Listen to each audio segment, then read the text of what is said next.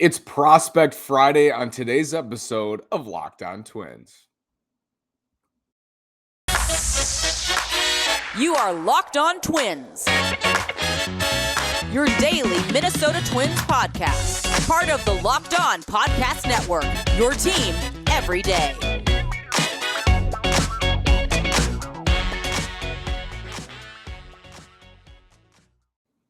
And welcome to the Locked On Minnesota Twins podcast. Today is Friday, April 29th, and I'm your gracious host, Nash Walker. Thank you for making Locked On Twins your first listen every single day. We're free and available wherever you get your podcast. Again, this is Nash Walker. Been writing at Twins Daily for over 2 years. Been hosting this podcast for over 2 years. Season number 4 at Twins Daily. Season number 3 on the pod. And I published an article today at twinsdaily.com. 3 reasons to believe in the 2022 Minnesota Twins. They're in first place. They're 11-8, dug below the surface a little bit. 3 reasons. One of those reasons, I think chief among them maybe, is the prospects, the system, and who's showing up early on. And today is Prospect Friday. We're going to talk about these guys. I got a great group here of performing prospects, a couple underrated prospects in this system. Guys I think we need to be watching this year for the Twins, and guys I think could make an impact very soon at the major league level. And the Twins need guys to step up. We go back to the most recent great team they had, which is 2019. I know in 2020, the shortened season, they were solid, but 2019, so much of that year was their depth, and they called guys up. Luis Rice comes up, Randy Dobnak, Devin Smeltzer, all these guys making an impact at the major league level. You have to have it over 162. I think the Twins have some real prospects who could do that for them this year. Twins are in St. Pete to play the Rays starting tonight. We'll be back on Monday with a post-game, post-cast recap of this series, and I'm excited for that. I'm excited for this series. It should be a good one. Twins have won 7 straight games. Today we're focused on the minor league. Spencer Steer. I want to start with Steer. Spencer came on the podcast a year ago, maybe pre-2021. Really enjoyed having him on. I think remains one of the more underrated players in this system. He's a versatile infielder, plays second, plays third, can play a little bit of short in a pinch. Think of him, he's the same skill set as Jose Miranda defensively. When you look at his versatility, I think Austin Martin's also in that boat. Probably a second baseman, can play some third, played third at Vanderbilt, can play short in a pinch. Steer's kind of in that same group. And maybe Royce Lewis ends up in that group, but I think the Twins have hopes that Lewis is actually just an everyday shortstop. But Steer's crushing the ball. 319, 417 on base, 528 slug, 10 doubles, a triple, a homer. He's at AA. He's 24 years old. He's striking out in just 15% of his plate appearances, walking at 11%. For those who don't know, Steer's past, he was an on-base contact machine at Oregon. The Twins drafted him, I believe, in 2018, and he has added power, gotten into his legs, gotten into his lower half, gotten into his back hip, and has added considerable power to what was already a great skill set as an on-base threat. What are you seeing now? A high average, a high on-base percentage, and he's slugging, and he's hitting the ball hard and in the air, hitting home runs, hitting doubles, and it's just great to see from Spencer Steer. He translated the breakout last year so far into this year. I think Steer is someone at 24 years old. We're not talking about a 21-year-old in his second year in the minors. Spencer Steer he's an advanced hitter. He's an advanced college bat going to the minor leagues. He's now hitting at AA. I think there has to be an understanding that many times AA is the barometer. If you rake at AA, you make a quick pit stop at AAA and you can be right up to the majors. I think that's how the Twins view it too.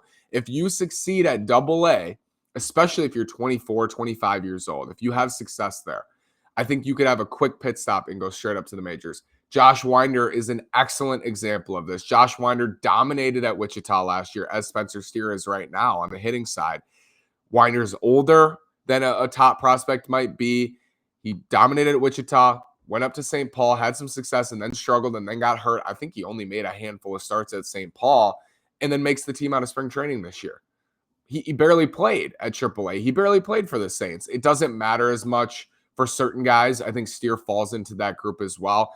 Now, for someone like Royce Lewis, who hasn't played in 2 years, he's a tools-based player. He relies on athleticism, trying to get his swing and his timing back. It makes sense for him to get more time at AAA. He also didn't succeed at AA, Royce Lewis. This is a very aggressive promotion to put him right into AAA, and he's doing very well. We'll talk about Royce today. But Steer's different. Steer's 24. Steer's doing it at AA. I don't foresee him like playing a full year in St. Paul. I think you could see him up with the Saints midsummer. And then if the Twins need someone, there are guys ahead of him on the depth chart, even in the minors. Miranda, Lewis, I think are both ahead of him at AAA. But Steer could easily find his way to the majors this year if the Twins needed him. If they saw and they wanted Royce to stay there, stay at AAA because they don't want to call him up to be a part-time player, and Jose Miranda's already up because he would be your next call, I could see them go to Spencer Steer. And they're going to need that depth this year, and he's doing exceptionally well. He's not the 25th best prospect in the system. I think he's more like the 10th or the 10 to 15 range. I think he's underrated. I think he has a chance to be a good major league player. If anything else, a solid utility infielder off the bench. I foresee that for Spencer Steer. I think he has everything you're looking for in a hitter. That's kind of how I talk about Jose Miranda too, but Miranda was so good last year that he skyrocketed, rightly so, on a lot of prospect charts. Top 100 prospect now. I honestly don't think it's out of the question Spencer Steer has that sort of breakout this year. He's certainly on his way. The numbers look similar to Miranda. The home runs aren't there. He's got 1 homer, but 10 doubles, a triple, low strikeout rate, high walk rate. All great signs for Spencer Steer. Speaking of great signs, Simeon Woods Richardson. Twins acquired Woods Richardson, of course, in the Jose Barrios deal from Toronto last year. 21 2/3 scoreless innings to start his season at Wichita. 23% strikeout rate, 9% walk rate. His strikeout rate was great last year. His walk rate was not. He's more command-based. He's gone back to the pitcher he was before the Twins got him from Toronto, which is, yes, focused on command. He's got a potential above-average 4-pitch mix. Strikeouts are not going to be there all the time for him, but last year they were. This year he's cutting back on the strikeouts, but also cutting back on the walks, and what you're seeing is just a very effective pitcher. Has not given up a run. Simeon Woods Richardson, he's younger, 21 years old, so I think the Twins want to get him a lot of time at AA, and he started at AA last year as a 20-year-old that was aggressive from Toronto. I think the Twins are going to want to see him get much more time there, but if he has this success, could be that story with him too. Like, he doesn't need to stay at AAA forever. He could just make his way to the majors. Simeon Woods Richardson is emerging as one of the best stories in the minors this year, not just for the Twins, but for any team. Let's talk more about this system. Louis Varland, Royce Lewis, and many more after these words from Built Bar and Blue Nile. Built Bars are delicious. What's the best part about Built Bars? They're healthy, yes, and they're delicious. It's amazing. No more sacrificing delicious food for health. With Built Bar, you can have both, and it's easy. All you have to do is go to Built.com and order now. Summer is coming, and with summer, you're going to need some food on the go. Built Bars are the perfect snack to take with you on family vacations. Throw them in your bags and your kids' backpacks. Make sure that everyone has a bar so you're fueled for your summer adventures. Built Bars, only 140 calories in most Built Bars. It is unbelievable. The offer, go to Built.com. Use promo code LOCKED15 and get 15% off your order. Use promo code LOCKED15 for 15% off at Built.com. Go to Built.com to get all your favorites: banana cream pie, raspberry, double chocolate, and so many more. They're all delicious, and new flavors are coming all the time. Check it out at Built.com. If you're looking for fine jewelry, but you're having trouble choosing, Blue Nile has jewelry experts on hand 24/7, available via phone or chat to help you find a memorable gift at every budget. Mark Mother's Day with something enduring: classic diamond stud earrings, elegant tennis bracelets, birthstone pendants, and so much more on BlueNile.com. Celebrating the special woman in your life? On BlueNile.com, you can easily navigate thousands of fine jewelry options at every price point. This Mother's Day, give mom something she'll treasure forever with fine jewelry from BlueNile.com. And Locked On Sports listeners get $50 off $500. This podcast exclusive is only good through Mother's Day. Use code Locked On. That's code Locked On. Plus, every order is insured, ships free, and arrives in discreet packaging that won't give away what's inside. Shop stress-free with your fine forever piece. Go to BlueNile.com today.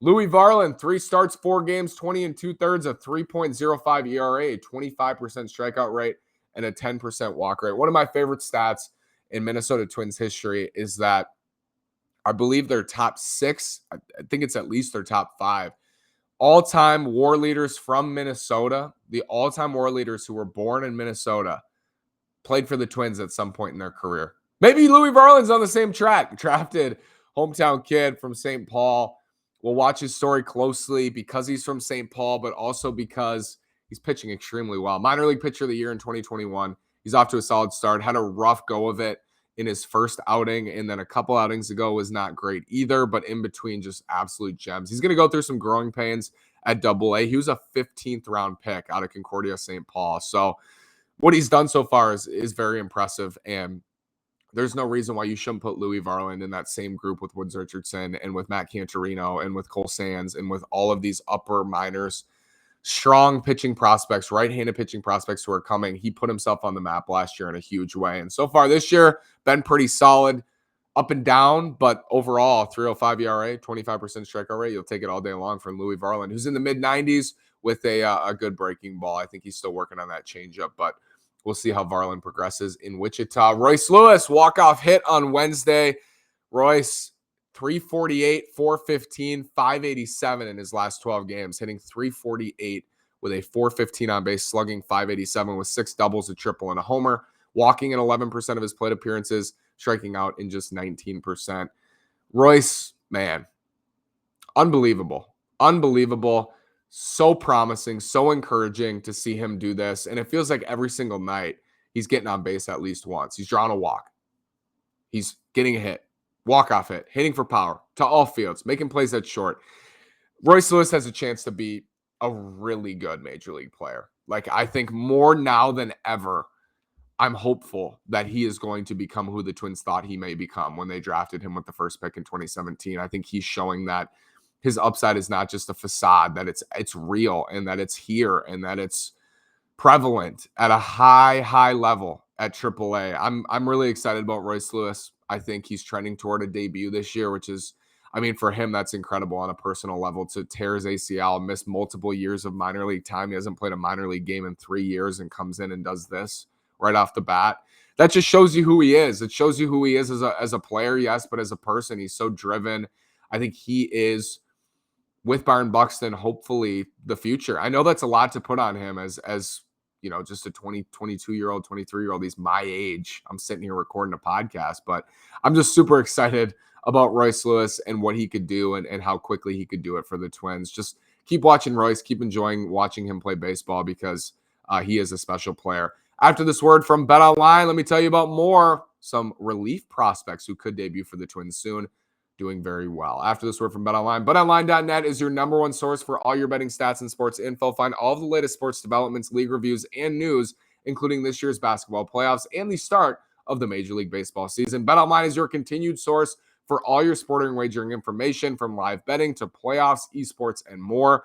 Head to the website today or use your mobile device to learn more about the trends and action. BetOnline is where the game starts. So many games to play right now. I know March Madness is well in the rear view. I know football is a long way away, but the basketball playoffs are great, and baseball every single day. So many games you can play. Go to BetOnline. It is where the game starts. Yennier Cano, big right-handed reliever pitching for the Saints. 9 scoreless innings, a 31% strikeout rate, a 6% walk rate with a mid-90s fastball. Good stuff from Yennier Cano. The Twins are going to need, I said this yesterday, I believe, they're going to need somebody to step up in the bullpen, or they're going to need a group of guys to collectively get outs. And I think Yennier Cano is an X factor in that group. He's at AAA. He's pitching well. I don't know what their depth chart looks like as far as who's called up first. Like, is it Giovanni Moran? Is it Yennier Cano? Does it depend on who gets hurt or who's out? Is it a lefty out? Do they need Moran? Those things do matter. I think Cano's right in the middle of that group, though. I think you could see him pretty soon. And when you do, the stuff is going to be there. And as it is for any reliever, can he throw strikes at the big league level? Can he get swings and misses at the big league level? We won't know until he's in Minnesota. But so far this year has been very good for the Saints. Was good last year for the Saints.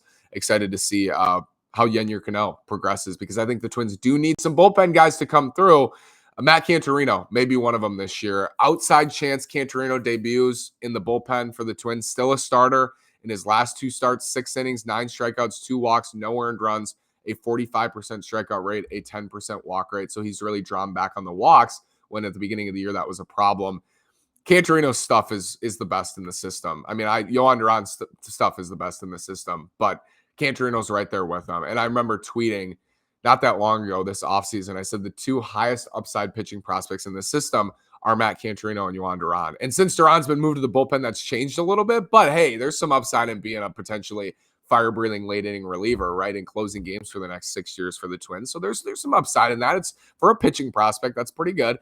For Cantorino, though, there's upside of being just a true ace in this league. I think I don't see that with everybody. I don't see it with many other pitchers in the system, even Jordan Balazovic. Like, I think Balazovic's ceiling is a number 2, which would be amazing for the Twins.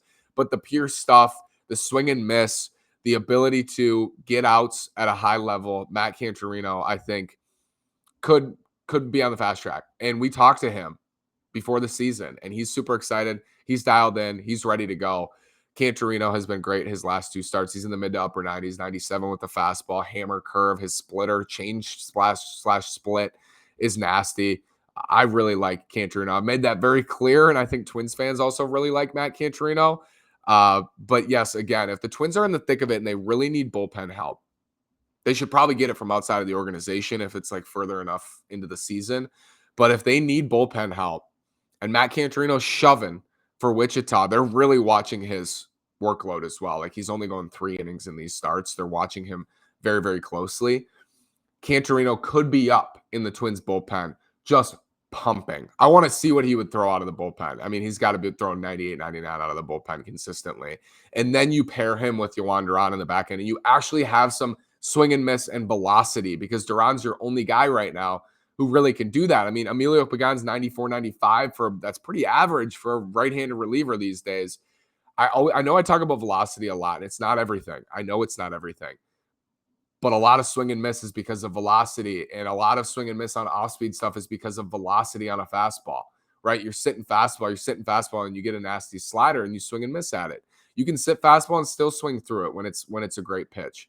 Jhoan Duran has been doing that for the Twins, and it makes his splinker that much more devastating. It makes his slider that much nastier because he throws 101. It just makes everything better when you can throw hard. And Matt Cantorino certainly does. Edouard Julian, who was a breakout prospect last year, second baseman / left field, has played mostly second base, came off the injured list his last 5 games, is hitting 300 with a .417 on base percentage. He's slugging 600 with a double, a triple, a homer. He's walked 4 times. He struck out 6 times for Wichita. Julian walked a ton last year, quickly moved up, Auburn product, gets on base at a super high level, and now he's hitting for power. The Twins have this fun group of guys who kind of fit that skill set. It's either guys who are contact oriented and added power, or guys who just get on base a ton, strike out a lot, and hit for power, like the 3 true outcomes. Steer is in, I think, that first group where he has excellent on base and contact ability, and he added power. Jose Miranda is also in that group. Excellent contact skills, added power, and now looks like an all-around hitter. And that's why Miranda is a top 100 prospect. But then they have like Julian, Aaron Sabato, some other guys who are more 3 true outcomes, but could be very, very good in the future if they figure it out in one of those areas. Like, if they strike out a little bit less, hit for even more power, or walk even more, they could become a true force in the upper minors and then in the majors. So Edouard Julian, keep an eye on him. He's done nothing but produce in the minor leagues for the Twins. Exciting stuff. Hope you enjoyed today. If I missed anybody, let me know. We'll talk about them next week. And I'm so glad you made Locked On Twins your first listen today. For your next listen, check out the Locked On Now podcast, recaps of MLB games with analysis from our local experts, taking fans through the season like no other network. Free and available wherever you get your podcasts. Again, we'll be back Monday with a series recap. Twins in St. Pete going for 8, 9, and 10 in a row. Going to be tough, but should be fun. Thanks again for listening. Have a great day, and go Twins.